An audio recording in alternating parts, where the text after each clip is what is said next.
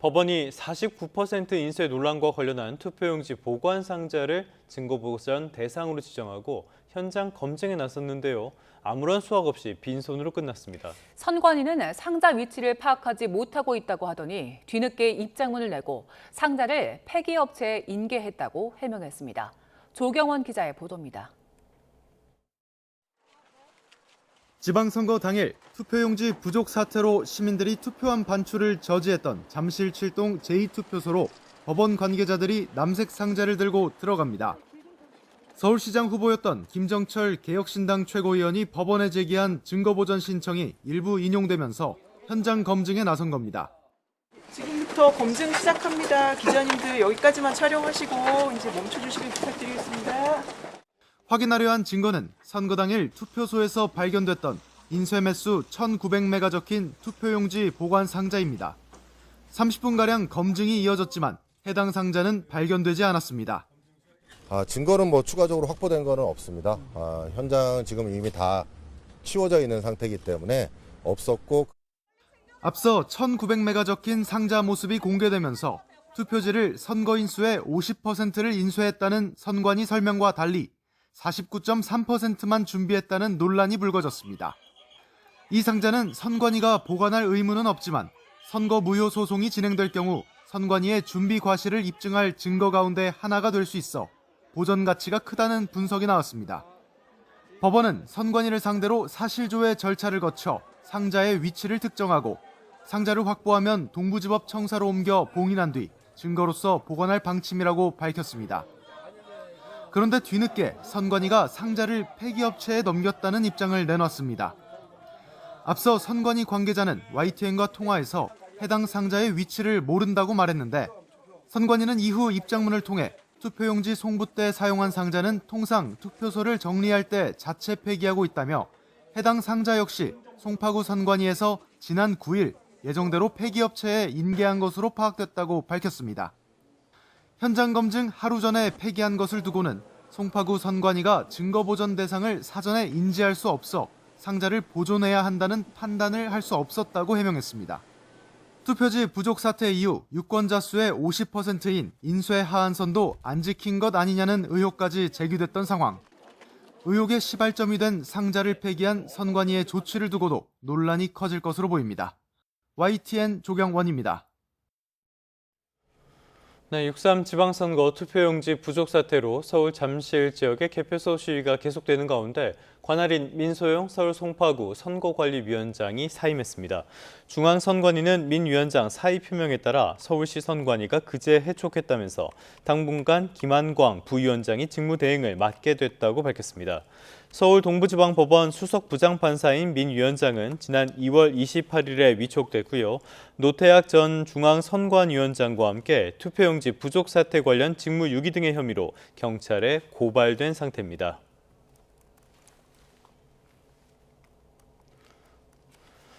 네, 조금 전에 들어온 소식 하나 살펴보도록 하겠습니다. G7 정상회의 참석차 유럽 순방에 나선 이재명 대통령이 이탈리아를 취임 이후 처음으로 국빈 방문했다는 소식입니다. 지금 이탈리아 공항에 착륙한 모습을 확인할 수가 있는데요. 이 대통령과 김혜경 여사, 수행단을 태운 공군 1호기가 지금 이탈리아 정부 측의 환대를 받으면서 로마의 레오나르도 다빈치 공항에 착륙했다는 소식입니다. 네, 이재명 대통령은 우리 시각으로 오늘 저녁에 세르조 마타렐라 대통령이 주관하는 공식 환영식에 참석하고요. 마타렐라 대통령과 정상회담, 또 공동 언론 발표 등의 일정을 진행합니다. 이 자리에선 입법부 최고 책임자들인 이탈리아 상하원 의장도 만나고요. 양국 간 우호 증진 필요성에 뜻을 모을 걸로 보입니다. 또 내일은 조르자 멜로니 총리와 정상회담을 엽니다. 이 자리에서는 경제와 문화 같은 주요 분야에서 양국 간 협력 강화 방안을 논의할 예정입니다. 다시 한번 정리해드리겠습니다. 이재명 대통령이 두 번째 기착지인 이탈리아를 취임 이후 처음으로 국빈 방문한 화면 함께 전해드리고 있습니다. 조금 더 자세한 소식은 이어지는 뉴스에서 정리해드리겠습니다. 네, 계속해서 선관위 사태 살펴보겠습니다. 중앙선거관리위원회가 외부인으로 구성된 진상규명위원회를 꾸려 초유의 투표용지 부족 사태에 대한 조사를 시작했습니다. 위원회는 이번 사태가 단순한 행정착오가 아닌 총체적 선거관리 부실이라고 지적했습니다. 황보혜경 기자의 보도입니다. 투표용지 부족 사태가 발생한 지 꼬박 일주일 만에 중앙선거관리위원회가 진상규명위원회를 꾸리고 첫 회의를 열었습니다. 변호사인 조현욱 위원장은 이번 사태는 단순한 수요 예측 실패로 볼 수 없다며 유권자가 예상보다 많이 몰렸다는 선관위의 기존 해명을 정면으로 비판했습니다. 단순한 행정착오나 수요 예측 실패라고 변명할 수 없으며 국민의 참정권이 침해된 심각한 헌정 질서 위기 사안입니다. 이번 일은 선관위가 초래한 문제라고 분명히 짚으며 선거관리 시스템에 총체적 부실이 드러난 만큼 엄중히 책임을 묻겠다고도 밝혔습니다. 모두 외부 인사로 구성된 위원 6명은 오는 19일까지 열흘 동안 진상조사를 벌인 뒤 선거관리 시스템의 획기적인 개선책도 마련하겠다는 입장입니다. 진보, 보수 진영과 무관한 중립적인 위치라는 점도 거듭 강조했습니다. 저희의 활동을 정치 진영에 따라 유리 또는 불리하게 해석하지 마시고 응원하는 마음으로 지켜봐 주시기를. 현재까지 확인된 투표용지 부족 투표소는 전국 91곳. 앞으로 진상규명의 조사 과정에서 규모가 더 늘어날 가능성이 있습니다. 초유의 일이 발생한 결정적 이유로는 투표용지 최소 인쇄 기준을 기존 유권자의 60%에서 50%로 낮춘 점이 첫손에 꼽힙니다. 선관위는 관련한 회의록이 존재하지 않는다고 국회에 답변했는데 지난해 12월 사무총장과 선거정책실장 단 2명의 내부 결재만으로 인쇄 기준 축소 지침을 내려보낸 거로 드러났습니다. 남는 용지를 줄여 부정선거 의혹을 차단하겠다는 명분이라지만 정작 용지가 부족할 경우 어떻게 대처해야 하는지에 대한 가이드라인은 없었고 10명 안팎의 소수 인원이 투표소 업무를 도맡다 보니 현장 상황 보고와 전파도 줄줄이 지연된 거로 파악됐습니다. 진상규명위는 선관위의 투표용지 감출 결정에 고의성이 있었는지도 따져보겠다는 방침인데 지침을 내린 책임자들은 이미 사퇴하거나 직에서 물러난 상태입니다. 몸통 없는 조사란 우려가 나오는 가운데 이번에는 셀프 조사 비판을 피할 수 있을지도 주목됩니다. YTN 황보혜경입니다. 네, 이런 사상 초유의 투표용지 부족 사태를 둘러싸고 선거관리위원회에 대한 질타가 사회 곳곳에서 연일 쏟아지고 있습니다. 선거 당일 투표소 등에 투입됐던 공무원 노조는 선관위를 맹비난하며 해체 수준으로 개혁하지 않으면 선거 사무를 함께할 수 없다고 선언했습니다. 이형원 기자입니다. 전국 공무원 노동조합이 선거관리위원회를 향해 날선 비판을 쏟아냈습니다. 초유의 투표용지 부족 사태는 민주주의 근간을 무너뜨린 국가적 참사라고 질타했습니다. 특히 부정선거론자들의 억지 주장에 휘둘려 CCTV 설치 같은 보여주기식 대응에만 몰두하느라 투표구별 선거인수 산정과 투표용지 수급 관리라는 기본적인 책무마저 저버렸다고 꼬집었습니다. 이 잘못된 선거제도 시스템 속에서 우리 공무원 노동자들은 더 이상 선거 업무에 함께할 수 없음을 이 자리에서 밝히는 바입니다. 이번 사태 근본 원인으로는 대행사무를 꼽았습니다. 방대한 조직을 유지하면서도 선거 현장의 핵심 업무는 지자체 공무원에게 떠넘겨온 기형적 구조가 문제라는 겁니다. 권한은 털어지고 일과 책임을 넘기는 기형적 구조가 수십 년간 반복되었다. 현장을 모르는 선관위, 아무것도 통제하지 못하는 선관위, 이번 사태는 그 민낯이 적나라하게 드러난 사건이다. 이에 노조는 선관위 본연의 업무를 지방 공무원에게 떠넘기지 말고 직접 수행하라고 촉구했습니다. 이번 참사가 조직적 무능과 책임 회피에서 비롯되었음을 인정하고 조직 해체, 재창설 수준의 전면 개혁을 추진하라! 또 종이투표 시스템에서는 해결할 수 없는 문제라며 선관위에 전자투표를 도입하라고 요구하기도 했습니다. YTN 이영훈입니다. 투표지 부족 사태로 논란인 6.3 지방선거에서 이번엔 개표 결과가 잘못 입력돼 유권자 1,100여 명의 투표가 무효 처리된 사실이 뒤늦게 드러났습니다. 전북 선관위는 어제 YTN과의 통화에서 전주 완산구 중화산 1동 3투표소의 전북 교육감 선거 개표 결과가 같은 동 1투표소에 잘못 입력됐다고 밝혔습니다. 그 결과 1투표소를 찾은 유권자의 1,104표 대신 3투표소의 개표 결과인 954표가 중복 입력됐고 지난 5일에서야 인지했는데 1, 2위 후보 간 표차가 19표로 당락에 영향이 없어 오늘 회의를 거쳐 득표 수치가 정정될 걸로 보입니다. 다만 선관위는 득표수 5기 대상인 전북교육감 후보들에게 별도로 통보하지 않았던 걸로 파악됐습니다. 네, 개표소 봉쇄 시위가 계속되고 있는데요. 일단 시위 참가자는 눈에 띄게 줄어들었습니다. 하지만 봉쇄 장기화로 경기장에 입주한 체육단체 관계자들은 사무실 출입을 통제당하며 업무에 차질을 빚고 있는데요. 일터를 돌려달라며 시위대에 호소했습니다. 최승훈 기자의 보도입니다. 투표한 봉쇄 시위가 엿새째 이어진 잠실 핸드볼 경기장 앞에서 성조기를 흔드는 시위 참가자들이 보입니다. 부정선거와 수개표를 주장하는 구호도 들립니다.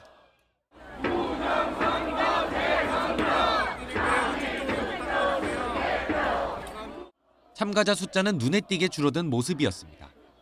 경찰 측 추산 인원도 오후 4시 기준 전날 2,000명 정도에서 1,100명 수준으로 감소했습니다. 하지만 투표함이 반출될 수 있다고 주장하는 일부 시위 참가자들의 경기장 출입 통제는 계속됐는데 이곳에 입주한 체육단체 관계자들과 이들 사이 마찰도 반복됐습니다. 12개 체육단체 관계자들이 경기장 사무실로 들어가려 하자 시위대가 또 막아선 겁니다. 산악구조 경진대회라고 해서 이번 주말에 있는데 그거 준비도 해야 되는데 아예 못 들어가니까. 체육단체 관계자들은 업무를 볼 수 없어 당장 직원들 월급도 못 줄 상황이라며 시위 참가자들 입회하에 은행 업무에 꼭 필요한 OTP와 법인카드, 인감도장만 들고 나오겠다고 설득했습니다. 하지만 시위대는 통제를 풀지 않았고 관계자들은 발길을 돌려야 했습니다. 펜싱협회는 당장 다음 주 아시아 선수권 대회를 위해 출국해야 하지만 칼을 안에 두고와 경기를 치를 수 없는 상황. 경기장 입주 체육단체들은 입장문을 내고 출입 통제로 국위를 선양할 국제대회 출전 준비가 멈추고 국민체육진흥을 위한 각종 대회화 사업이 전부 중단된 건 물론 세금 납부와 선수, 지도자에게 수당 지급도 못하고 있다고 호소했습니다. 그러면서 투표지 부족 사태에 책임이 있지도 않은 체육회와 선수, 국민에게 피해가 돌아오고 있다며 일터를 돌려달라고 목소리를 높였습니다. 단체들은 내일 이 같은 내용의 기자회견을 예고했는데 단체 측과 시위대 사이 마찰도 우려됩니다. YTN 최승훈입니다. 이런 규탄의 목소리는 대학가로도 확산하고 있습니다. 부산에서는 며칠째 시 선관위 앞에서 규탄 집회도 이어졌습니다. 김종호 기자의 보도입니다. 검은색 양복을 입은 대학생들이 엄숙한 표정으로 광장에 섰습니다. 각 학과가 함께한다는 의미의 점퍼가 뒤로 열을 지어 늘어섰습니다. 6.3 지방선거 참정권 침해를 규탄하는 시국선언을 발표한 부산대학교 총학생회. 학생들은 국정조사와 책임자 처벌, 선관위 구조개혁 등을 요구했습니다. 중앙선거관리위원회는 오늘 10월 광장의 풍경이 시사하는 바가 무엇인지 엄중히 직시하십시오. 당신들의 오만한 행정으로 흔든 우리의 참정권은 결코 가벼운 권리가 아닙니다. 대학가 시국선언이 전국 대학에서 동시에 진행됐습니다. 전북대학교 총학생회는 투표용지 부족으로 국가가 시민 참정권을 침해하는 사태가 일어났다며 항의했고, 오늘은 누군가의 한 표가 사라졌지만 또 내일은 나의 한 표가 사라질 수 있습니다. 오늘 누군가 지켜낼 권리는 내일 우리 모두의 권리가 됩니다. 전남대학교에서도 선관위가 자유롭고 공정한 선거를 보장해야 할 책무를 다하지 못한 이유를 철저하게 조사해야 한다는 학생들 목소리가 울려 퍼졌습니다. 국정조사와 특검 등을 통한 철저한 진상조사로 책임자들을 엄중히 처벌하고 주권 침해에 대한 실효적 구제 대책을 마련하라. 투표 당일 밤 시민들이 모여 투표용지 부족 사태를 규탄했던 부산시 선거관리위원회 앞에서는 항의 집회가 며칠째 이어졌습니다. 부산에서도 9개 투표소에서 투표용지 부족 사태가 벌어졌고, 이 가운데 한 곳에서는 투표 마감이 15분 지연된 거로 알려지면서 참가 시민이 느는 추세입니다. 대학가 시국선언과 함께 규탄 집회가 확산하면서 선관위를 규탄하는 목소리는 더욱 커질 전망입니다. YTN 김종호입니다. 이번 사태에 대한 국정조사 요구서가 오늘 국회 본회의에 보고됩니다. 여야 모두 조사 필요성에는 공감하고 있지만 더불어민주당은 선관위 대수술을, 국민의힘은 전면 재선거를 주장하고 있습니다. 권준수 기자의 보도입니다. 민주당은 선거제도 개혁 태스크포스 첫 회의를 열고 땜질식 처방이 아닌 선관위 대수술을 예고했습니다. 단장인 송기현 의원은 공직선거법, 선관위법은 물론 헌법 개정까지 검토하겠다고 강조했고 민주당은 외부 인사까지 추가한 특별위원회 설치를 의결했습니다. 독립기관인 선관위를 약화시키는 것이 아니라 국민이 신뢰할 수 있는 선거관리 체계를 다시 세우는 것입니다. 그러면서도 국민의힘이 투표용지 부족 사태에 부정선거 음모론을 끼워넣고 있다면서 무책임한 선동을 멈추고 진상규명에 집중하라고 쓴소리했습니다. 나아가 선거 결과를 부정하고 국민 분열을 선동하는 윤어게인 망령을 되살리려는 작태입니다. 국민의힘은 투표용지 부족 사태를 규탄하며 시국 선언을 한 대학생 10여 명을 국회로 초청해 간담회를 열었습니다.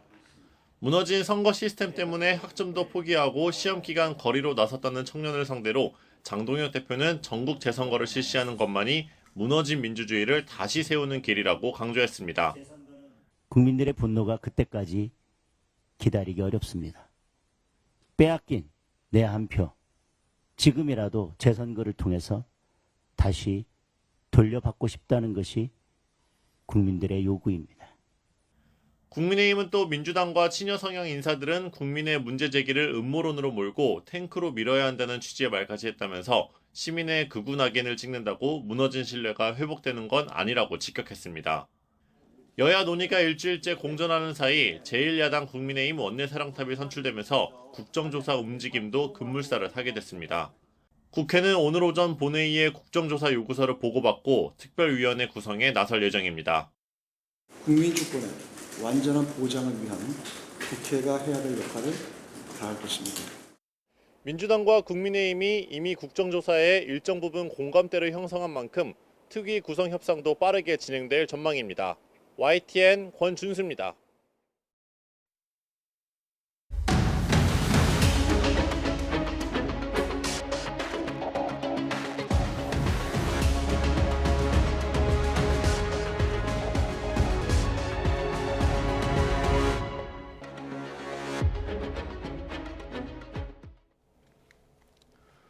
네, 중동 상황이 다시 복잡해지고 있습니다. 트럼프 대통령이 어제 이어서 이란을 더 강하게 공격할 것이라며 협상에 서명하라고 압박했습니다. 이란은 트럼프 대통령의 위협은 절박함의 표현을 필요하며 굳게 맞서겠다고 밝혔는데요. 워싱턴 연결해서 자세한 내용 알아봅니다.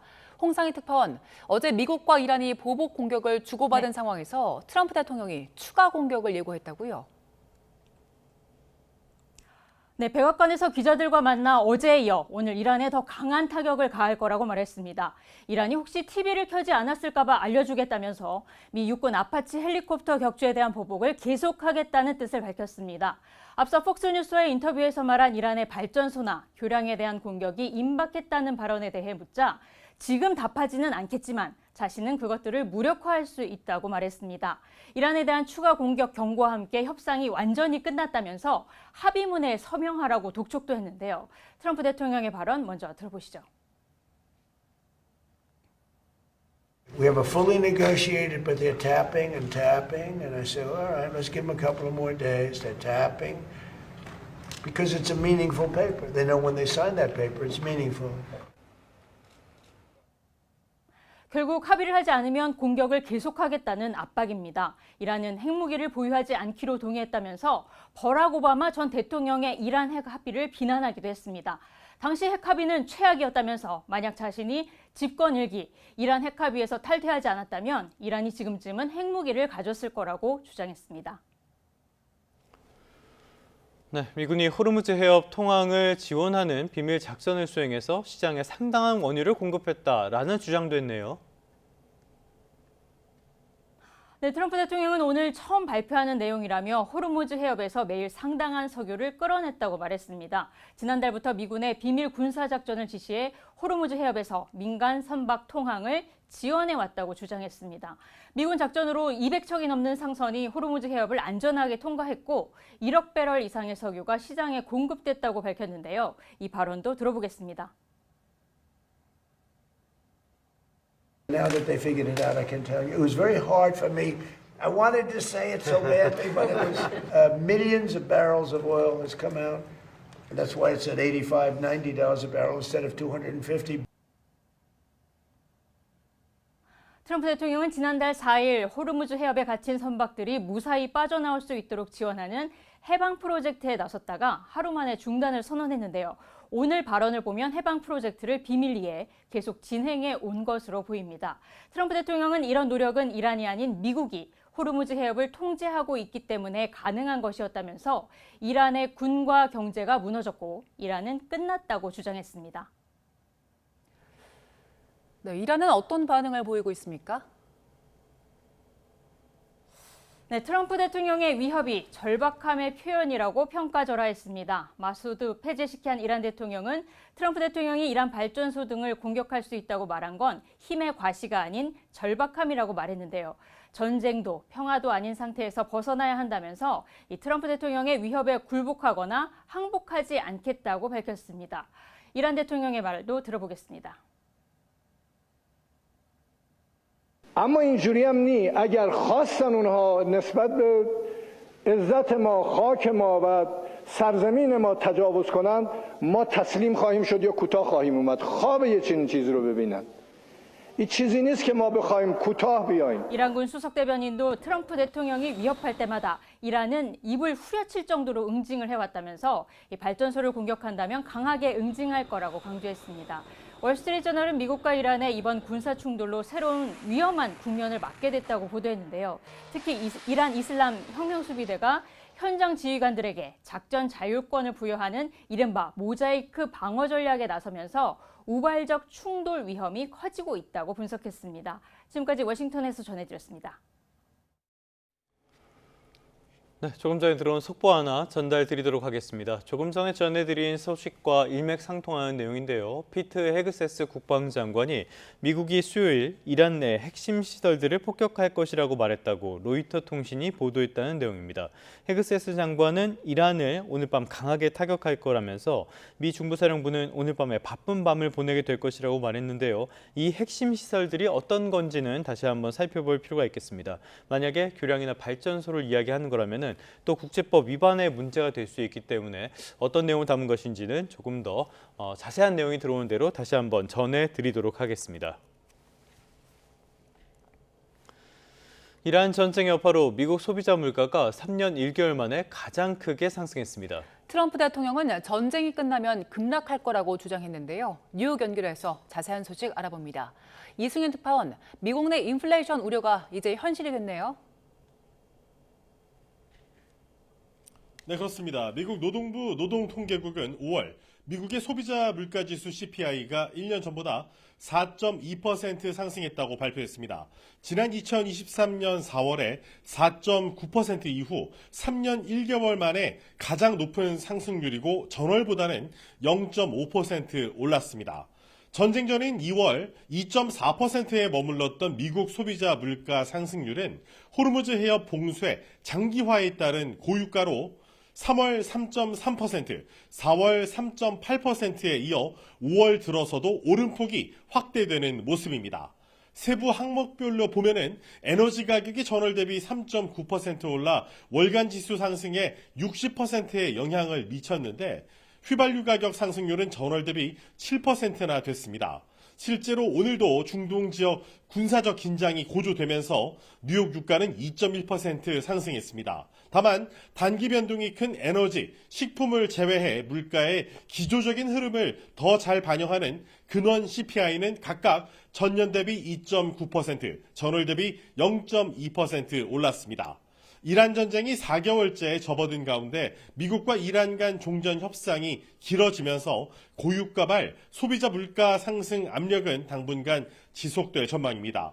소비자 물가의 선행지표 성격을 띠는 미국의 4월 생산자 물가 지수 PPI는 1년 전보다 6% 올라서 인플레이션이 더욱 확대될 가능성을 예고하고 있습니다. 경제 전문가들은 고유가에 따른 인플레이션이 앞으로 계속 확산할 것으로 우려하고 있는데요. 직접 들어보시죠.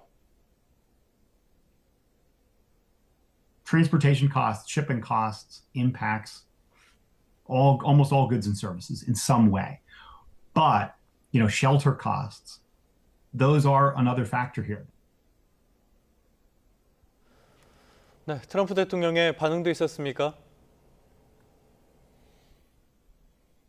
네, 트럼프 대통령은 백악관에서 기자들과 만나 CPI 수치가 아주 좋고 마음에 든다면서 이란 전쟁이 끝나면 물가가 급락할 것이라고 주장했습니다. 직접 들어보시죠. I love the inflation. You know why? When the war is over, it's coming down. I know you can't. It's going to come down like a rock.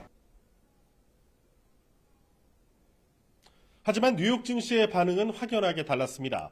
인플레이션 충격에 우량주 30개로 구성된 다우존스 지수는 전장보다 1.87%, 대형주 위주의 S&P 500 지수는 1.62%, 기술주 중심의 나스닥 종합지수는 1.9% 하락했습니다. 이에 따라 미국의 중앙은행인 연방준비제도 내에 통화 긴축을 선호하는 매파 인사들의 목소리에 이제 힘이 실리게 됐습니다. 시장은 케빈 워시 의장을 새 수장으로 맞이하는 연준이 트럼프 대통령의 희망과 달리 금리 인하에 나서지 못하고 연내 동결 또는 금리 인상에 나설 것이라고 보고 있습니다. 시카고 상업거래소의 페드워치에서 금리 선물 시장은 소비자 물가 지표 발표 직후 올해 연준이 기준금리를 동결할 가능성을 31%, 금리를 한 차례 이상 인상할 확률은 67%로 반영하고 있습니다. 지금까지 뉴욕에서 YTN 이승윤입니다. 이재명 대통령이 EU와의 정상회담 이후에 공동 성명을 통해 러시아와 북한의 군사협력을 규탄했습니다. 여기에 한반도의 완전한 비핵화에 대한 의지도 재확인했습니다. 정인용 기자입니다. 이재명 대통령이 레드카펫이 깔린 유럽연합 이사회 본부 건물에 들어섭니다. 먼저 기다리고 있던 코스타 EU 정상회의 상임의장과 폰데어 라이엔 집행위원장이 이 대통령을 반갑게 맞이합니다.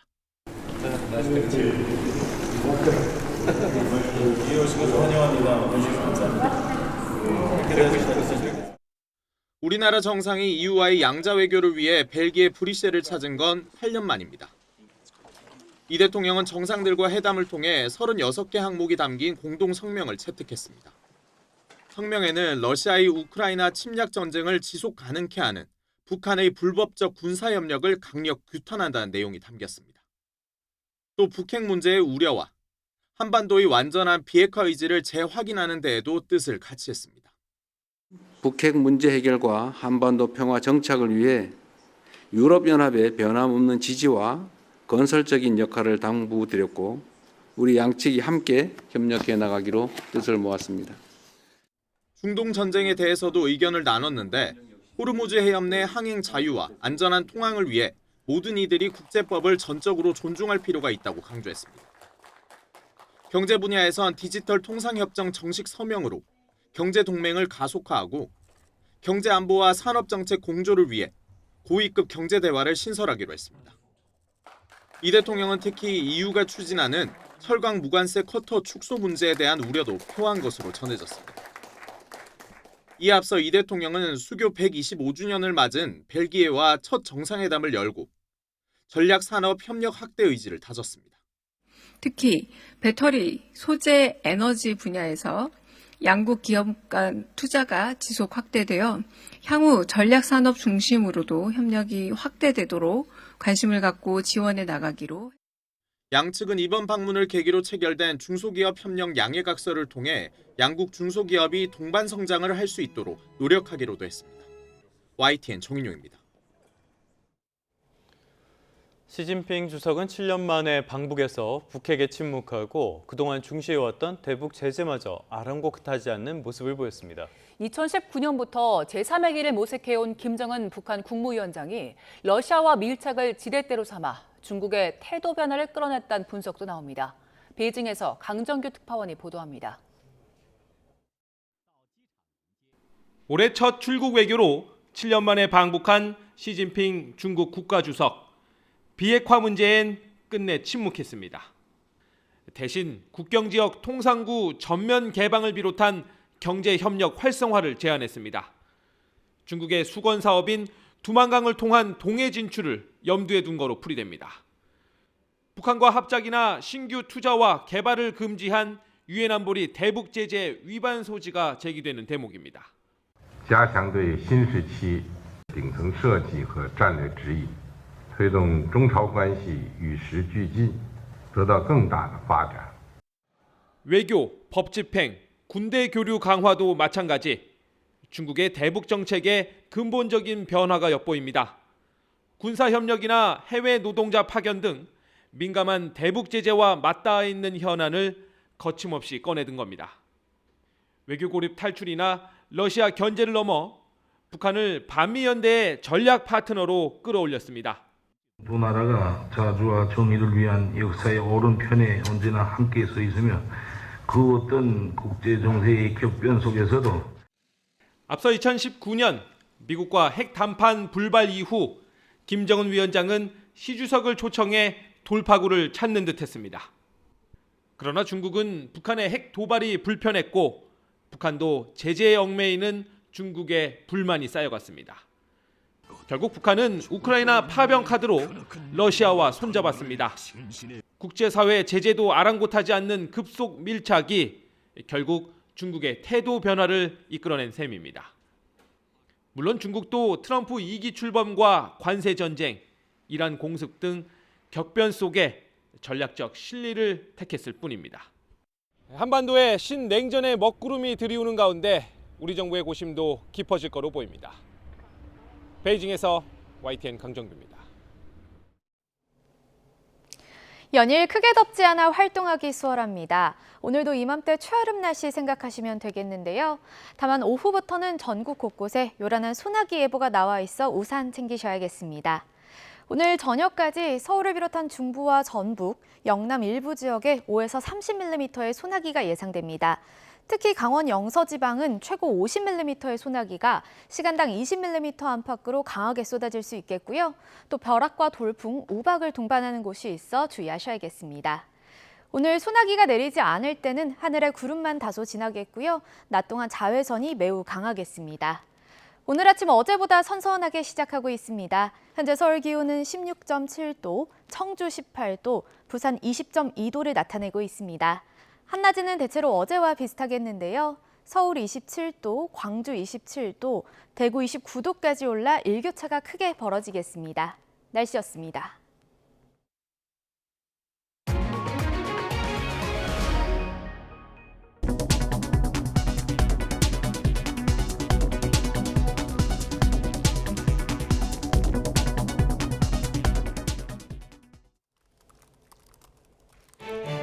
이 시각 주요 뉴스입니다. 전국 18개 대학 총학생회가 투표용지 부족 사태를 규탄하는 동시 시국선언에 나섰습니다.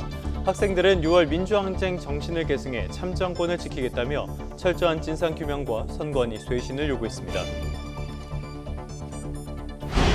트럼프 대통령이 오늘 이란을 더 강하게 다시 타격할 거라고 밝혔습니다.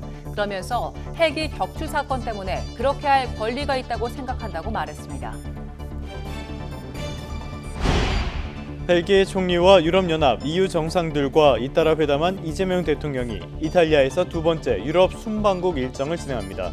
이탈리아 대통령이 주관하는 공식 환영식에 이어 양국 대통령의 정상회담과 공동 언론 발표 등이 예정돼 있습니다. 3,300만 건이 넘는 개인정보 유출 사태를 일으킨 쿠팡에 대한 제재 수위가 오늘 결정됩니다. 사태 발생 7개월 만이고 유출 규모로 볼 때 역대 최대 규모 과징금이 부과될지 관심입니다. 네, 다시 주요 뉴스부터 살펴보겠습니다. 6.3 지방선거에서 일어난 투표용지 부족 사태의 진상을 규명하기 위한 검경 합동수사본부가 본격적인 활동을 시작했습니다. 합수본은 우선 중앙선거관리위원회 직원들의 직무유기 혐의부터 집중적으로 살필 걸로 보입니다. 이준엽 기자의 보도입니다. 서울중앙지방검찰청에 설치된 검경 합동수사본부가 첫 발을 뗐습니다. 김태원 본부장은 인선 발표 직후 통상적으로 이뤄지는 기자들과의 약식 회견은 사양한 채 곧바로 업무에 착수했습니다. 합수본 관계자는 YTN에 아직 수사 초기라 중점 수사 대상을 단정하긴 어렵다면서도 고발된 주된 혐의가 직무유기라는 점을 강조했습니다. 결국 선관위 직원들이 투표용지가 부족할 수 있다는 걸 알면서도 고의로 직무를 방치했는지 확인하는 데 가장 먼저 초점을 맞출 거로 보입니다. 다만 사무공간을 마련하고 기록을 이관하는 문제 때문에 전체 인원이 서울중앙지검에 모이기까지는 다소 시간이 필요할 전망입니다. 대신 검찰과의 협력 아래 경찰 수사는 이미 속도를 내고 있습니다. 경찰은 지난 선거에서 투표용지가 부족했던 송파구와 광진구 등 지역 선거관리위원회 직원 5명에게 참고인 신분으로 출석을 요구하고 일자를 조율하고 있습니다. 이들을 상대로 선거 당일 자치구 선관위에서 투표용지가 부족했던 경위 등 투표계획 수립부터 종료 시점까지의 전반적인 과정을 조사할 방침입니다. 앞서 확보한 선거 종사자들의 단체 대화방과 CCTV 등의 자료 분석도 한창입니다. 이미 경찰이 고발인과 공무원, 시민에 대한 조사를 마친 만큼 하수본이 머지않아 강제 수사를 통해 본격적인 증거 확보에 나설 거라는 전망도 나옵니다. YTN 이준엽입니다. 법원의 증거 보전 명령이 내려진 서울 송파구 잠실 7동 제2투표소 용지 보관 상자가 이미 폐기된 것으로 드러났습니다. 서울시 선거관리위원회는 보도 자료를 통해 지난 5일 투표함이 개표소로 이송된 뒤 잠실 7동 주민센터에서 투표용지 보관 상자를 보관했고 그제 송파구 선관위가 폐기업체에 전달했다고 밝혔습니다. 이어 증거보전 결정문은 폐기업체가 다녀간 이후 송파구 선관위에 팩스로 전달돼 상자를 보존해야 한다는 판단을 할 수 없었던 상황으로 확인된다고 전했습니다. 또 투표용지 보관 상자는 법적으로 보관해야 할 대상은 아니라며 통상적으로 지역선관위가 선거일 전날 투표용지를 송부할 때까지 사용하고 투표 마감 뒤엔 자체 폐기해왔다고 설명했습니다. 전국 18개 대학 총학생회가 투표지 부족 사태를 규탄하는 동시 시국선언에 나섰습니다. 학생들은 6월 민주항쟁 정신을 계승해 참정권을 지키겠다며 철저한 진상규명과 선관위 쇄신을 요구했는데요. 청년들의 목소리가 정쟁에 이용되지 않길 바란다고도 강조했습니다. 송수현 기자의 보도입니다. 국가에 의한 참정권 침해 규탄한다! 규탄한다! 규탄한다! 규탄한다! 6월 항쟁의 기폭제가 된 이한열 열사 추모 그림이 걸린 연세대학교 학생회관 앞. 총학생회가 6.3 지방선거 투표지 부족 사태를 규탄하는 시국선언을 발표했습니다. 우리는 오늘 연세의 이름으로 선언합니다. 국가에 의한 참정권 침해를 강력히 규탄합니다. 정부와 국회는 본 사안의 중대성을 인지하고 즉각 행동하십시오. 특히 60 민주항쟁으로 제취한 참정권은 국가가 베푸는 호의나 행정 서비스가 아닌 헌법이 보장한 민주공화국의 출발점이라고 강조했습니다. 이한열 선배님 추모 행사 기간인 만큼 민주화와 노력에 대해서 굉장히 다시 한번 생각해보는 시간인 것 같은데 무관심한 사람들도 한 번 정도 관심을 가져볼 수 있는 그런 계기가 됐으면 좋겠습니다. 같은 시각 고려대학교 총학생회도 부실 선거를 초래한 선거관리위원회를 전면 쇄신하라고 요구했습니다. 110% 기준 예산을 받았음에도 왜 투표용지가 충분하게 확보되지 않았는가? 만일 투표용지가 충분함에도 왜 50%만 배부하였는가? 그렇다면 선관위의 민주주의는 국민의 절반만을 위한 것인가? 서울대학교에서도 철저한 진상조사와 주권 침해에 대한 실효적 구제 대책을 마련하라는 목소리가 나왔습니다. 이렇게 전국 18개 대학 총학생회가 투표지 부족 사태 관련 시국선언에 동참했습니다. 이번 공동 시국선언에 전국에 있는 여러 대학들이 동참하면서 참정권 침해를 규탄하는 목소리가 확산하는 분위기입니다. 학생들은 실효적인 재발 방지책 마련도 요구했는데 다만 대학생들의 시국선언이 정치적인 진영 논쟁으로 소모되지 않길 바란다고 당부했습니다. YTN 송수연입니다. 일부 시위 참가자들이 잠실 핸드볼 경기장 출입을 통제하면서 이곳에 입주한 체육단체들이 피해를 보고 있습니다. 선관위와 경찰은 뭘 하느냐는 불만이 터져나올 수밖에 없었는데요. 이뿐 아니라 유소년 대표팀에 대한 짐 검사나 시민 검문 요구 등을 도를 넘은 행태를 제지해달라는 요구도 있었습니다. 김희영 기자의 보도입니다. 셔터가 내려진 핸드볼 경기장 출입구 앞 사람들 사이에 설전이 벌어졌습니다. 개표소 봉쇄 시위 참가자들이 경기장에 입주한 체육단체 관계자들의 출입을 막아선 겁니다. 이로 인한 업무 차질이 계속되자 단체들은 대책 마련을 요구하고 나섰습니다. 투표지 부족 사태와 관계없는 애꿎은 단체들이 피해를 보고 있는데 정작 책임이 있는 선관위는 뭐 하느냐는 목소리도 나옵니다. 출입 시도 과정에서 경찰이 제대로 협조해주지 않는다는 불만도 있습니다. 대한체육회 관계자는 경찰이 출입을 위한 협조를 약속했지만 실제로 길을 열어주거나 안전 확보에 나선 건 없었다고 말했습니다. 결국 경기장에 입주한 체육단체들은 입장문을 내고 정부와 관계기관은 지금 뭘 하고 있느냐며 사고가 난 뒤에 나서지 말고 지금 즉시 나서달라고 촉구했습니다. 문화체육관광부와 대한체육회는 입주단체와 면담하고 실질적인 해결 방안을 제시해달라고 촉구했습니다. 또 송파구 선거관리위원회를 향해서도 사태의 원인을 직시하고 일터 정상화를 위한 책임 있는 방안을 내놓으라고 목소리를 높였습니다.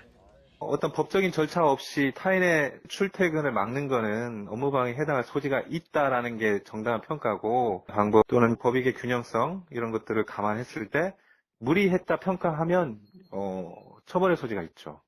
앞서 시위대는 핸드볼 유소년 국가대표 선수들에게 짐 검사를 요구하고 시민들에게도 신분을 물으며 응하지 않으면 진보단체 소속으로 몰아가 논란이 됐습니다.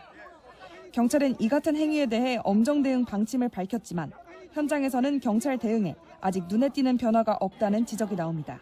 YTN 김희영입니다. 6월 11일 목요일 오늘의 주요 일정 살펴봅니다.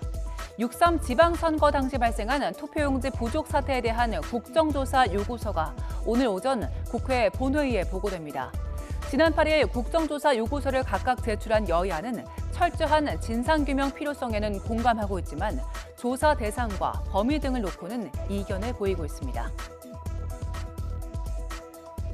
최상병 구명로비 의혹과 관련해 국회에서 위증한 혐의로 재판에 넘겨진 임성근 전 해병대 1사단장에 대한 1심 판단이 오늘 나옵니다. 특검은 임 전 사단장이 진실을 은폐했고 언론 인터뷰나 인터넷 카페를 통해서도 이를 반복적으로 확산시켰다며 징역 3년을 구형했습니다. 변호사로 등록하지 않은 채 화천대유 자산관리에 변호 활동을 한 혐의를 받는 권순일 전 대법관에 대한 1심 판단이 오늘 나옵니다. 검찰은 권 전 대법관이 직무수행 대가를 약정하고 1억 5천만 원을 수수한 점, 또 범행을 부인하고 반성하지 않는 점을 고려해달라며 징역 1년을 구형했습니다. 부실한 드라마 제작사를 고가에 인수한 혐의 등으로 재판에 넘겨진 김성수 전 카카오 엔터테인먼트 대표에 대한 항소심 선고가 오늘 나옵니다. 앞서 1심은 인수 행위 자체로 카카오 엔터에 손해가 발생했다고 볼 수 없고 또 객관적인 증거가 없다며 무죄를 선고했습니다. 서울 관악구에 있는 피자 가게에서 흉기를 휘둘러 3명을 살해한 혐의로 1심에서 무기징역을 선고받은 김동원의 항소심 선고가 오늘 나옵니다. 검찰은 김동원이 계획적으로 범행한 건 물론 그 수법도 잔혹하다며 2심 별심 공판에서 사형을 구형한 상태입니다. 지금까지 오늘의 주요 일정 살펴봤습니다.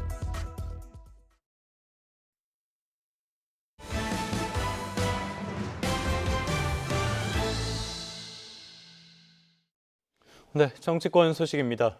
이재명 대통령의 국정 지지율이 지방선거 전보다 크게 떨어졌다는 여론조사 결과가 나오자 이 대통령이 국민에게 사과했습니다. 이 대통령은 어제 SNS에 냉정한 국민의 평가를 겸허하게 받아들인다며 국민 여러분에게 죄송하다고 적었습니다.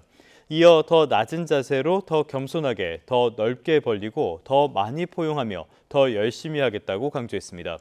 한국사회여론연구소가 지난 8일부터 이틀 동안 전국 18살 이상 1,002명을 대상으로 수사한 결과 이 대통령이 국정 운영을 잘하고 있다는 응답은 50.4%, 잘못하고 있다는 응답은 45.7%를 기록했습니다. 오는 8월 전당대회를 앞두고 더불어민주당에서는 일촉즉발의 당권 신경전이 시작됐습니다. 김민석 총리는 전방위로 보폭을 넓히는 중이고요. 정청래 책임론을 두고는 공개 공방까지 벌어졌습니다. 임성재 기자입니다. 60 만세운동 기념식에 들어선 김민석 총리가 민주당 정청래 대표를 발견하자마자 밝은 표정으로 다가갑니다. 불과 하루 전 대통령 환송 행사를 둘러싼 각종 뒷말이 무색하게 둘은 뜨거운 포옹으로 안부를 묻습니다.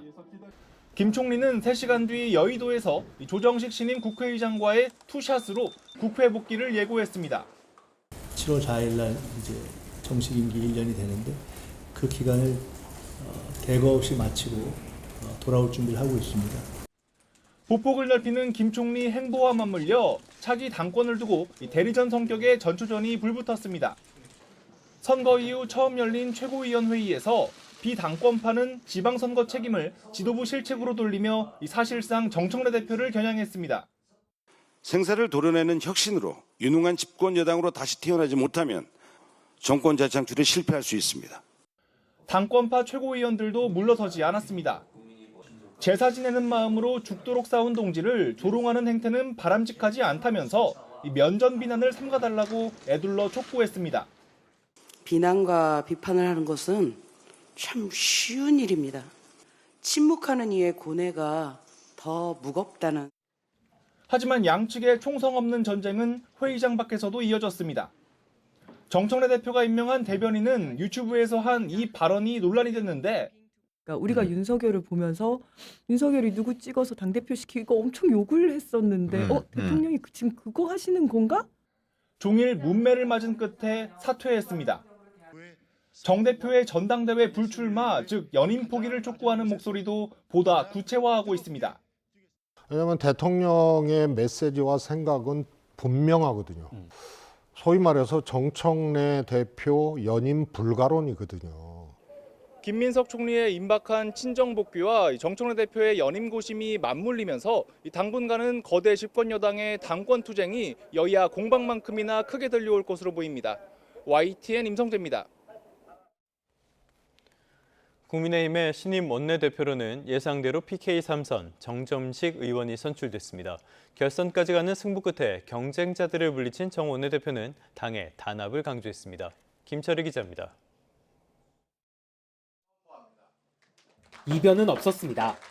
친윤계 당권파로 분류되는 정점식 의원이 경쟁자였던 김도욱, 성일종 의원을 꺾고 국민의힘 새 원내 사령탑에 올랐습니다. 지방선거 뒤 치러진 첫 당내 선거는 그 어느 때보다 치열하게 전개됐습니다. 특히 당내 주류의 지지를 얻고 1강으로 평가된 정 의원을 향해 당을 바꿀 수 있겠느냐는 집요한 공격이 쏟아졌습니다. 우리 정 후보님이 되시면 도로 친윤당이 되었다라고 하는 언론의 비판을 받게 될 겁니다. 정점식 후보께서 계파의 한 축의 핵심으로 계신 분으로 평가되는데 화합을 과연 이룰 수 있을까? 정점식 의원은 내부 갈등 프레임이라며 진화에 나섰지만 1차 투표 결과는 과반 없음, 승부는 예상 외의 결선으로 이어졌습니다. 결선에서 103표 가운데 55표, 아슬아슬한 과반, 그것도 7표 차이 진땀승을 거둔 정점식 원내대표는 취임 일성으로 단합을 강조했습니다. 오직 국민과 당을 위해 하나로 뭉쳐야 한다고 생각을 합니다. 우리에게는 계파도 분열도 대립도 있을 수 없습니다. 당내 과제는 첩첩산중입니다. 정점식 원내대표는 최대 쟁점, 장동혁 대표 거취는 동료 의원들의 집단 지성으로 해결하겠다. 무소속 한동훈 의원 복당은 본인 의사 확인이 먼저라며 신중한 대답을 이어갔습니다. 보수의 한 축을 형성하고 있는 분이라고 생각하고 있기 때문에 심사숙고해야 될 문제다라고 생각을 합니다. 110석 제1야당의 원내 사령탑으로 거대 여당과의 협상도 난관입니다. 후반기 국회 원구성 협상부터 이재명 대통령 공소취소 특검법 등 민주당의 입법 드라이브 대응까지 어느 것 하나 만만치 않다는 평가입니다. 지방선거에서 확인된 변화를 향한 요구가 치열한 승부로 이어졌다는 분석이 나옵니다. 화합과 통합을 외친 정점식 원내대표가 이 목소리를 얼마나 품을 수 있을지 당을 넘어 보수 야권이 주목하고 있습니다. YTN 김철입니다. 국민의힘 장동혁 대표는 새로 뽑힌 정점식 신임 원내대표와 함께 수시로 당 운영에 대한 의견을 나누겠다며 사퇴 사유를 또 한 번 일축했습니다. 장 대표는 국회에서 기자들과 만나 의원들이 결선 투표까지 갈 정도의 많은 고민 끝에 정 원내대표를 선출했다며 이같이 말했습니다. 자신이 제명한 무소속 한동훈 의원의 복당 문제에 대한 질문에는 당 대표로서의 역할과 입장은 변화된 것이 없다면서 다시 한번 선을 그었습니다. 경제 소식 알아봅니다. 레미콘 운송 단가를 회당 8만 원으로 인상하는 내용을 담은 노사 잠정 합의안이 조합원 찬반 투표에서 부결되면서 레미콘 운송노조의 휴업 사태가 장기화 기로에 서게 됐습니다. 전국 레미콘 운송 노동조합 노조는 사측과 마련한 잠정 합의안에 대해 찬반 투표를 실시한 결과 조합원의 68.3%가 반대표를 던지며 최종 부결됐다고 밝혔습니다. 노조는 반대 68%라는 부결 결과는 물가 상승과 차량 유지 관리비, 또 지방보다 못한 수도권의 운반비 현실 등이 반영된 거라며 조합원들의 생존권을 보장할 수 있는 실질적인 인상안을 마련하기 위해 투쟁 수위를 높일 방침이라고 밝혔습니다. 잠정 합의안 부결로 지난 8일 오전 8시부터 시작된 수도권 레미콘 운송 노동자들의 휴업이 계속되면서 건설 현장 공정 차질이 우려됩니다. 3,300만 건 넘는 개인정보 유출 사태를 일으킨 쿠팡에 대한 제재 수위가 조만간 결정됩니다. 사태 발생 7개월 만인데 유출 규모로 볼 때 역대 최대 규모 과징금이 부과될지 관심입니다. 양희력 기자의 보도입니다. 개인정보보호위원회가 전체 회의를 열어 사상 초유의 개인정보가 유출된 쿠팡에 대한 제재안 심의에 들어갔습니다. 전체 회의에선 상임위원과 비상임위원들이 모여 사태의 심각성을 논의하고 처분 수위를 결정합니다. 쿠팡에서 대규모 개인정보 유출 사태가 발생한 지 7개월 만입니다. 앞서 쿠팡은 지난해 11월 개인정보 유출 사실을 알리는 사과문을 게재했습니다. 이후 쿠팡은 중국인 전 직원의 소행이고 유출 규모가 그리 크지 않다고 해명했지만 정부 민관합동조사단 조사 결과 치명적인 보안 취약점을 악용한 해킹으로 판명됐습니다. 또 실제 유출된 개인정보가 무려 3,367만 건이 넘는 것으로 확인됐습니다. 사실상 대한민국 경제활동 인구를 넘어 성인 대부분의 개인정보가 털린 셈입니다. 단일 기업에서 일어난 사상 초유의 사태에 과징금 규모가 얼마나 클지도 관심입니다. 현행 개인정보보호법을 보면 개인정보 유출 사고가 발생했을 때 매출의 최대 3% 범위에서 과징금을 부과할 수 있도록 규정하고 있습니다. 쿠팡 한국법인의 지난해 매출액이 45조 5천억 원에 이르니까 이를 단순 적용하면 최대 과징금 규모는 1조 3천억 원에 이릅니다. 개인정보 유출 사고가 발생하는 경우 국민의 눈높이에 상응하는 엄정한 제재와 실효적 손해배상이 이루어지도록 할 것입니다. 쿠팡에 대한 제재 수위와 과징금 규모는 이르면 오늘 오전 공개됩니다. YTN 양일혁입니다. 오늘의 주요 경제 일정입니다. 국가데이터처가 지난달 고용 동향을 오늘 발표합니다. 지난 4월에는 이란 전쟁과 내수 부진의 영향으로 15살 이상 취업자 수가 1년 전보다 7만 4천 명 증가한 데 그쳤습니다. 16개월 만에 가장 적은 수준이었는데요. 이후 상황은 어떤지 주목됩니다. 한국은행이 5월 금융시장 동향을 발표합니다. 4월에는 예금은행 가계대출 잔액이 2조 1천억 늘어 지난해 11월 이후 가장 큰 폭으로 증가했습니다. 5월에는 증시 호조에 따른 B2 확산에 신용대출 잔액이 많이 늘었을 걸로 보입니다. 한국부동산원이 6월 둘째 주 주간 아파트 가격 동향을 발표합니다. 한 주 전 집계에서는 서울 아파트 매매 가격이 0.25% 상승해 69주 연속 오름세를 이어갔습니다.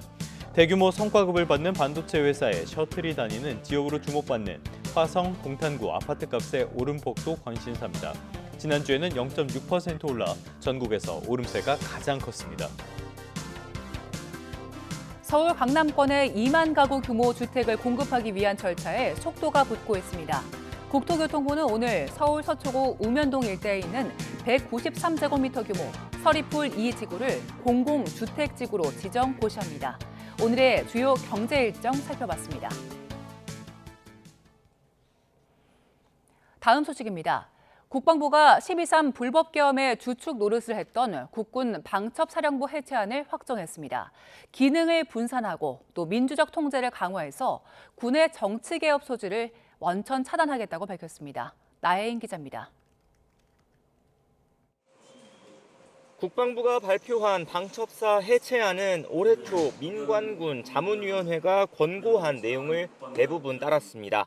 사령부를 없애고 간첩 정보를 수집하는 방첩 업무와 보안, 안보수사 기능을 분리하는 게 핵심입니다.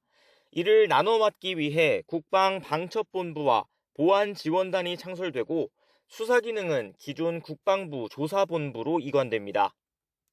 불법의 소지가 있는 인물을 완전히 폐지하고 혹여 부당한 권력이 등장하더라도 방첩기관을 정치적 도구로 할 여지가 없도록 사찰 논란이 끊이지 않았던 동향조사나 세평, 비리 정보 수집 같은 임무는 아예 폐지하고 방첩부대원의 역할과 처벌 근거는 법제화합니다.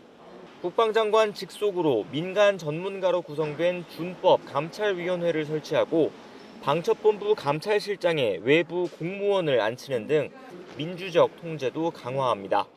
내부 감찰 기능을 강화하고 국회와 국방부 등에 의한 민주적 통제를 강화하여 군 방첩기관의 권력기관을 예방하겠습니다. 해체안에 따라 다음 달 말 조직 개편이 완료되면 군사정권 시절 보안사령부를 뿌리로 둔 방첩사는 49년 만에 사령부 지위를 잃게 됩니다. 박근혜 전 대통령 탄핵 정국 당시 계엄 문건 사태로 후유증을 겪었던 부대원들은 12.3 불법 계엄으로 또 한 번 대대적인 인적 쇄신을 마주하게 됐습니다. 국방부는 계엄 관여자를 원천 배제하고 폐쇄적인 인사체계를 손보겠다고 예고했는데 현재 방첩사 인력 3천여 명 가운데 30% 이상이 감축될 거로 보입니다. YTN 나인입니다. 2차 종합특검은 오늘 홍장원 전 국가정보원 1차장을 피의자 신분으로 불러 2차 조사를 진행합니다. 특검은 홍 전 차장을 지난달 22일에 이어 오늘도 내란 중요임무 종사 혐의 피의자 신분으로 불러 조사할 예정입니다. 첫 소환 당시 홍 전 차장은 아무리 길었어도 하룻밤인데 아무리 생각해도 걱정시킬 만한 일을 한 것 같지 않다며 혐의를 부인했습니다. 특검은 윤석열 전 대통령이 비상계엄 직후 신원식 전 국가안보실장과 김태호 전 국가안보실 1차장 등을 통해 우방국의 계엄을 정당화하는 메시지를 전달하도록 지시했다고 의심하고 있습니다. 미국과 이란이 다시 무력 공방을 벌이면서 이스라엘은 더욱 거침없이 레바논을 때리고 있습니다. 유엔 인권기구가 레바논에 조사단을 파견했지만 사면 초과에 몰린 네타냐후 총리는 오히려 차기 총선 출마라는 강수를 던졌습니다. 권준기 기자입니다. 레바논 남부 도시 시돈에서 차량이 화염에 휩싸였습니다. 이스라엘 자폭 드론 공격으로 승용차에 타고 있던 2명이 숨졌습니다. 이스라엘군은 헤즈볼라 요인 암살 장면이라며 정밀 타격 영상을 잇따라 공개했습니다. 미국과 이란이 호르무즈 해협에서 군사적 충돌을 이어가는 사이 이스라엘은 레바논 공습 수위를 끌어올린 겁니다. 유엔은 레바논의 인권 조사단 파견을 결정했습니다. 민간인을 포함해 3,600명 이상 숨지고 이재민도 100만 명을 넘긴 레바논에서 국제법 위반 여부에 대한 조사에 나서겠다고 밝혔습니다. We have seen the killing of civilians, entire communities uprooted, and extensive demolition of homes and civilian infrastructure in southern Lebanon.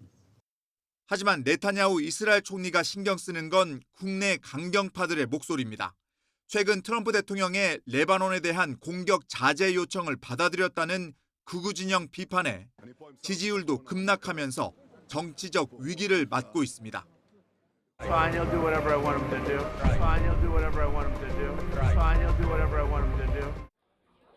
이런 가운데 이스라엘 여당은 네타냐후 총리의 차기 총선 출마 계획을 공식화했습니다. 트럼프 대통령이 전시 총리인 네타냐후가 다음 총선 출마를 포기할 수 있다고 언급하자 정면 돌파를 선택한 겁니다. 하지만 네타냐후의 출마 반대 여론이 60%가 넘고 연정을 맺고 있는 극우 정당의 이탈 조짐마저 보이면서 총선에 출마하더라도 집권에는 실패할 거란 관측이 나오고 있습니다. YTN 권중입니다. 간밤에 뉴욕 증시는 약세였습니다. 3대 지수 모두 1% 넘게 조정을 받았는데요. 특히 나스닥 지수는 반도체 종목의 하락 속에 2%나 급락했습니다. 사실 좋은 소식이 전혀 없었습니다. 당장 지정학적인 위험은 더욱 커졌습니다. 트럼프 대통령은 이번엔 이란을 더 강하게 공격하겠다면서 종전 합의에 서명하라고 이란을 압박했습니다. 벌써 몇 번째 엄포인지 모를 발전소와 교량 타격도 또 언급을 했는데요. 실행 없이 같은 말을 반복하면 약발이 떨어질 수밖에 없죠. 폐지시켜야 한 이란 대통령은 절박함을 표현한 것에 불과하다면서 강하게 맞서겠다고 강조했습니다. 월스트리트 저널은 이런 직접적인 군사 충돌로 새로운 위험 국면에 접어들게 됐다면서 우발적인 확전 가능성도 커졌다고 평가했습니다. 어쩌면 더 중요할 수도 있는 경제 지표도 나왔습니다. 바로 미국의 지난달 소비자 물가인데요. 1년 전보다 무려 4.2%나 폭등했습니다. 지난 2023년 4월 이후 3년 1개월 만에 가장 높은 상승률이었습니다. 에너지 지수가 무려 23.5% 폭등해 전체 물가 상승의 절반 이상을 차지했는데요. 다만 시장의 예상치의 대체로 부합했다는 점에선 충격을 약간 덜긴 했습니다. 트럼프 대통령은 5월에 물가가 좋았다면서 전쟁이 끝나면 급락할 것이라고 주장했는데요. 언제나 그렇듯 이 주장은 거짓말입니다. 수치는 충격적인 수준이고요. 전쟁이 끝나고 끈적한 인플레이션은 남을 수밖에 없습니다. 간밤의 특징주로는 여전히 서학 개미들이 좋아하는 종목이죠. 테슬라를 꼽아봤습니다. 주가는 4% 가까이 급락했는데요. 간밤뿐만 아니라 최근에 주가 흐름 자체가 그렇게 썩 좋지가 않습니다. 뭐가 문제일까요? 사업 자체가 삐걱대고 있긴 한데 요즘에 영향을 미치는 건 일론 머스크의 다른 기업인 스페이스 X라는 분석이 나옵니다. 상장 직후 테슬라의 시가총액을 뛰어넘게 될 것이라는 전망이 나오다 보니까 테슬라에서 자금을 빼고 스페이스 X 상장을 기다린다는 거죠. 이른바 팀킬인데요. 사실 이거는 테슬라만의 문제는 아닙니다. 스페이스 X의 상장이 수급 불균형을 가져온 셈인데요. 이럴 때는 변동성이 커질 수밖에 없으니까 조금 더 주의해야겠습니다. 지금까지 2분 뉴욕 증시였습니다.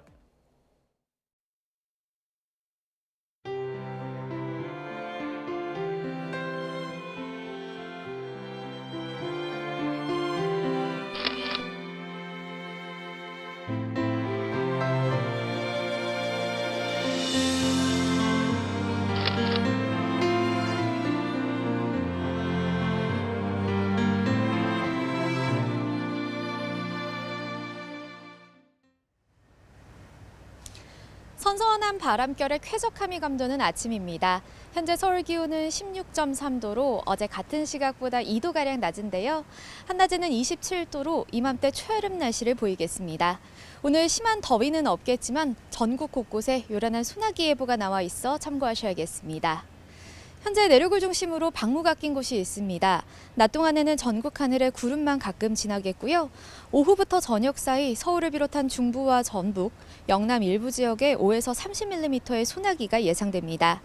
특히 강원 영서 지방은 최고 50mm의 소나기가 시간당 20mm 안팎으로 다소 강하게 쏟아질 수 있겠고요. 곳에 따라 벼락과 돌풍을 동반하거나 우박이 떨어질 수 있어 안전사고에 주의하셔야겠습니다. 출근길 기온 보겠습니다. 현재 대전 16.4도, 전주 17.5도 등 예년 수준을 밑도는 곳이 많습니다. 하지만 한낮에는 어제와 비슷해 영남 지방은 다소 덥겠는데요. 광주와 청주 27도, 대구 29도까지 크게 오르겠고요. 기온의 일교차가 크게 벌어지겠습니다. 다가오는 주말부터는 서울도 30도 안팎의 낮더위가 이어지겠고요. 휴일 중부 일부 내륙에는 소나기가, 제주에는 비가 내릴 전망입니다. 오늘 소나기가 내리지 않을 때는 구름 사이로 볕이 무척 강하겠습니다. 전국의 자외선 지수가 매우 높은 수준까지 치솟을 것으로 보이니까요. 소나기와 자외선에 대비해 양우산 챙겨 나오시기 바랍니다. 지금까지 YTN 원희다입니다.